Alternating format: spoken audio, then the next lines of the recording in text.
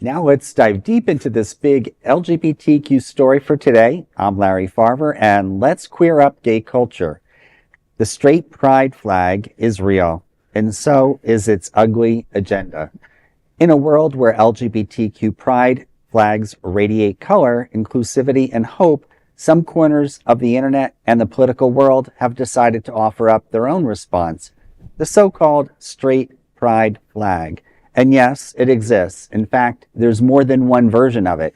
But while LGBTQ flags celebrate identities and build up community, these straight pride flags do the opposite. The most recognizable version of the straight pride flag is a dull black and white striped design, basically a desaturated knockoff of the rainbow flag, stripped of both color and meaning.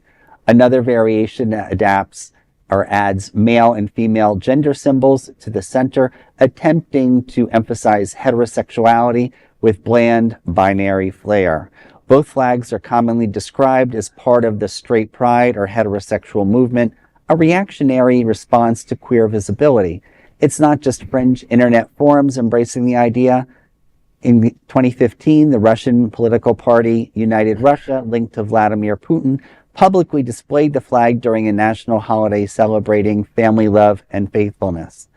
They did this just after same-sex marriage was legalized in the United States.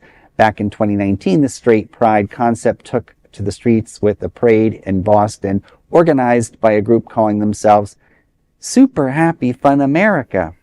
But beneath the mockery, these events often reveal anti-gay and anti-trans sentiments, attempting to ridicule and diminish queer pride. While LGBTQ flags promote visibility, history, and love, the straight pride movement and its symbols echo backlash, bitterness, and bigotry.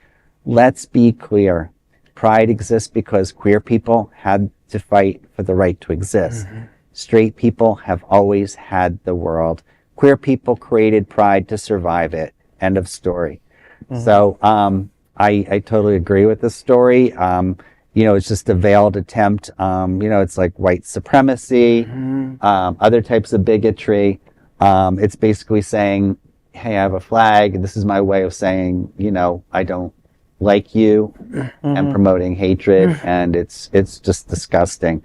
We have so many great allies, and I think we need to continue to remind ourselves, and not that we can change everyone's mind out there, but I think, there are times where people will see that we're really just great people. We like to have fun. We're creative.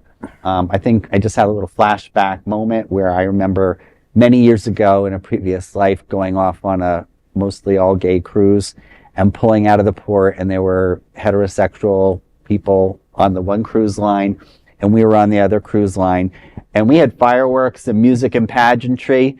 They had nothing. And they were like looking over like, hey, what about us? Can we hop over? They were like visibly disappointed. Wow. And I think if we continued to promote that we can arise above it all, mm-hmm. and be who we are, I think it's going to be our strength.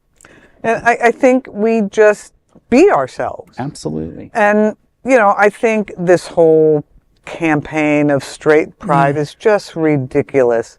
Nobody ever questioned their right to marry, mm-hmm. their right to have a job, their right to exist, to exist, to walk down the street, healthcare. Right. I mean, they say that gay people or the LGBT community is throwing ourselves in their face. Meanwhile, straight propaganda is all around us. Right. And two people walking down the street holding hands is a horror. Mm-hmm. I just think that people want attention, and it's all about attention seeking. Well, I say shame on straight pride. Right. We should organize protests at their pitiful events the same way they do at ours. Like the protesters that were outside of Naples Pride this weekend, mm-hmm. were terrifying. I haven't seen that in the numbers that were there.